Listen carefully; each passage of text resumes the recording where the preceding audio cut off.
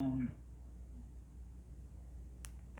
set up, or it seems like we were completely taken aback that this is happening now and is having, such a profound effect, when if you talk to any epidemiologist or virologist, they knew that this was going to happen. There is nothing more foreseeable as a public health crisis for, again, a world where we're just living on top of each other's in crowded and polluted cities than a pandemic.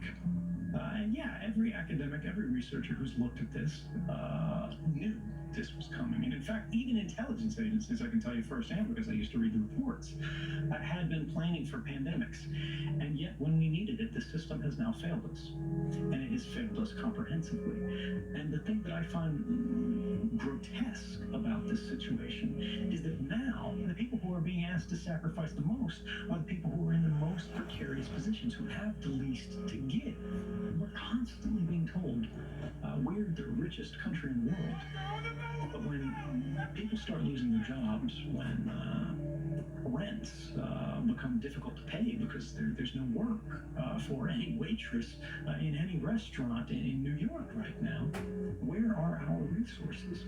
When our hospitals say they need ventilators, where is all this great technology that's being used to surveil everybody, down to the tiniest toenail, when we needed to create things that actually save lives? In South Korea, which has been successful in at least flattening their curve, the government's been sending text messages to people who have come into contact with people that they know have COVID-19, which means they know who has COVID-19, they know who they're meeting, they know their text message numbers, they know how to get in touch with them. The Korea Centers for Disease Control and Prevention uses data provided by local telecommunication companies. Taiwan is doing a mobile fence, so-called, where if they know you're infected, they're going to put a mobile fence around you, and if you leave, you're going to get in trouble if you leave it's basically your mobile phone is your new ankle bracelet.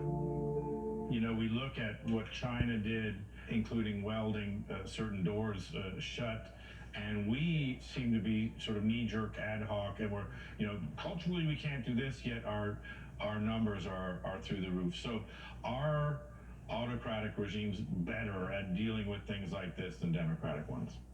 I don't think so. I mean, there are arguments being made that China can do things that the United States can't. Now, that doesn't mean that what these autocratic countries are doing is actually more effective. There are really only two things that we know to be true. One is that no one knows the true number of infected, because we can only, in the absolute best case, know the confirmed cases of people that we've actually tested. And once you start to layer in this autocratic, or I would argue more authoritarian type of policy structure, what you end up seeing is that instead of policy being guided by science and facts, you begin to see things like information releases becoming political decisions. Now, this is not new.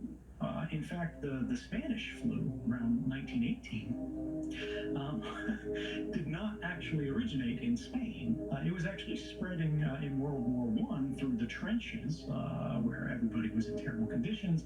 But the militaries of the day had imposed restrictions on what the press could report that could impact the war effort. And so Spain, being a neutral country, was publishing what they were actually seeing in their country.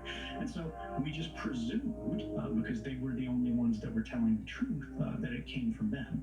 Now, we're a little further ahead than that today, but that doesn't erase the fact that people in power who see that there is a political advantage to disguising or concealing or massaging or denying numbers may choose to lie about it. It's happened before, and it's almost certainly happening now. If you're looking at countries like China, which seems to have flattened, how much can we trust that those numbers are actually true? I don't think we can. Particularly, we see the Chinese government recently working to expel Western journalists at precisely this moment where we need credible, independent reporting from this kind of region. And then there's all of these rumors and initial reports that say things like, the number of urn shipments for burials have gone way up, way beyond what you would expect from the official numbers. And the fact that we cannot get independent verification of the facts gives us reason to doubt the official story. And the reality that we need to accept, which is an uncomfortable reality, is that even in places that are not autocratic regimes, they're going to have a second wave, they're going to have a third wave, they're going to have a fourth wave based on all of the best medical analysis that we have available today. I think I was reading a paper this morning that was from, I think, the Chan School of Public Health at, I think it was Harvard University, that said pumping the brakes is going to have to be the new strategy. Which means we're at the beginning of, as you say, second, third, fourth waves of this coming. And so all of these measures are going to get more severe. And what then happens to civil liberties, to privacy rights, to democracy? I mean, what are the knock-on effects that you can see? I mean, this is really the central question of this moment in history. What we see is everyone is fearful and hopeless and so worried about today that we have really stopped thinking about what tomorrow will look like as a result of the decisions that we take today. We've seen in countries like Taiwan and South Korea, and spreading also into more Western countries, and of course in the United States where it has begun as well, the tracking and monitoring of the movements of the whole of the human population through the movements of our phones. And it is, I think, something that should raise cause for concern, because when we talk about the applications, and I'm sure we will, they're saying they're using it for contact tracing. If this person gets sick, where did they go? Who may they have come in contact with? Precisely so they can produce these kind of text messages that you describe. On its face, it seems like it might be a good idea. There is, of course, a natural presumed benefit here. And yet, this level of contact tracing, this method of contact tracing, does not really work on a pandemic scale. We're declaring, various states of emergencies here and there, but these have sweeping powers. What is being built is the architecture of oppression. Hey, Dad!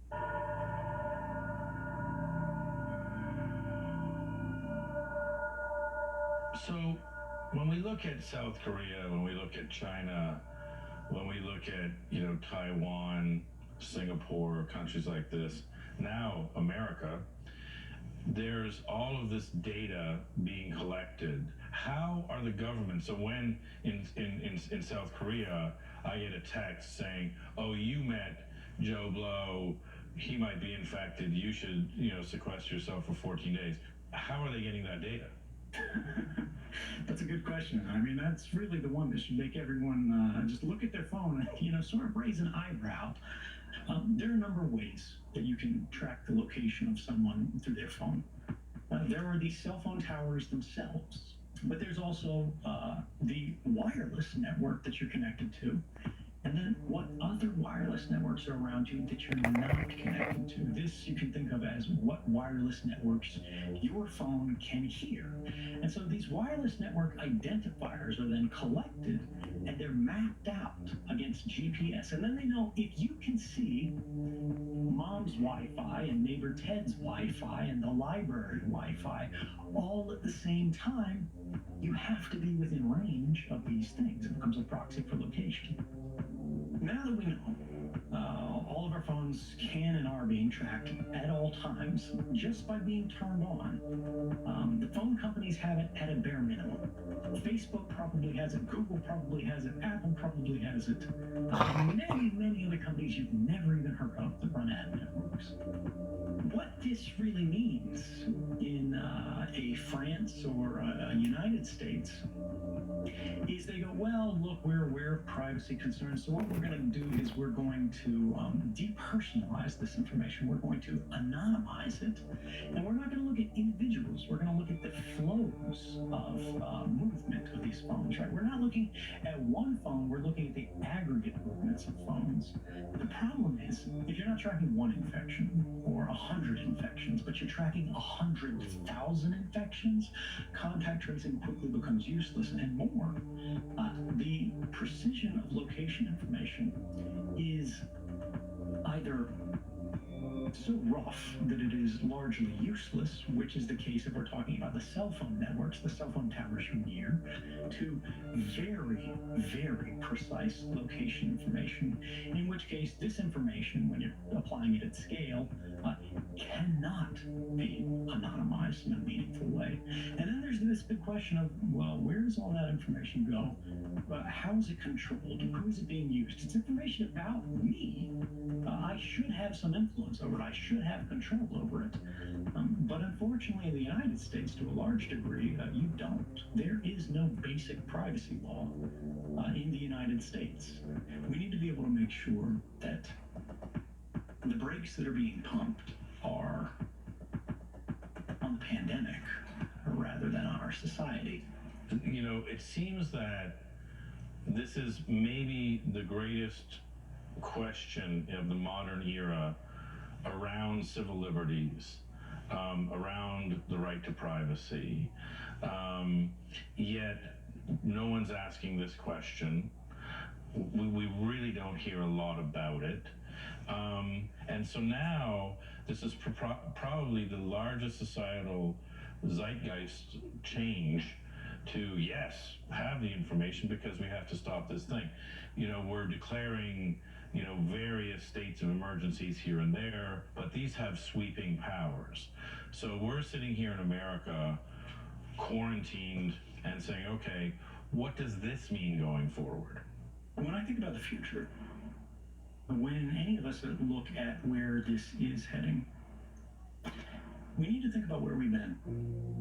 And sadly, these kind of emergency powers that are born out of crises have a perfect history of abuse. I mean, down the board, whenever you look at these things, the funniest part about it, in a dark way, is that the emergency never ends. It becomes normalized when you talk about mass surveillance. The Bush era warrantless wiretapping, only part of it was shut down. And it's rolled over and it's rolled over and it's rolled over. And we've reformed things at the edges, but the basic practices of what was supposed to be a stopgap emergency, which was in response to another stopgap emergency, which was, of course, the legacy of 9/11 and the Patriot Act. And we are still today engaged in the same wars that we declared nearly 20 years ago that we have not managed to escape. You know, we had, as a result of 9/11, the rise of nuclear Iran, because their counterbalance in Iraq was removed. We saw authoritarianism begin to creep across Western societies, places we wouldn't expect, like Hungary and Poland. As authoritarianism spreads, as emergency laws proliferate, as we sacrifice our rights, we also sacrifice our capability to wrest this slide into a less liberal and less free world. Do you truly believe that when the first wave, the second wave, the 16th wave of the coronavirus is a long forgotten memory, that these capabilities will not be kept, that these data sets will not be kept? Will those capabilities begin to be applied to small-time criminality? Will they begin to be applied to political analysis? Will they begin to be applied for doing things like performing a census? Will they be used for political polling? No matter how it is being used, what is being built is the architecture of oppression. And you might trust who is dealing with it today. You might trust who runs it. You might go, you know, I don't care about Mark Zuckerberg, but someone else will have this data eventually. Some other country will have this data eventually. In your country, a different president will have control of this data eventually, and someone will abuse it. Now, could China use it for something interesting to them? Yes. And what happens when they abuse it? And I believe they already have. You know, they're running internment camps in China. And these practices, when they don't get pushback, when they don't get condemnation, when they don't face sanction for this, will become normalized and they will spread. And we'll face them in Russia. We'll face them in Iran. And then we'll face them in Poland. We'll face them in Hungary. We'll face them throughout Europe. We will face them in the United States because we will face them everywhere. This is a pivotal moment. And why is nobody talking about it? Because we're scared.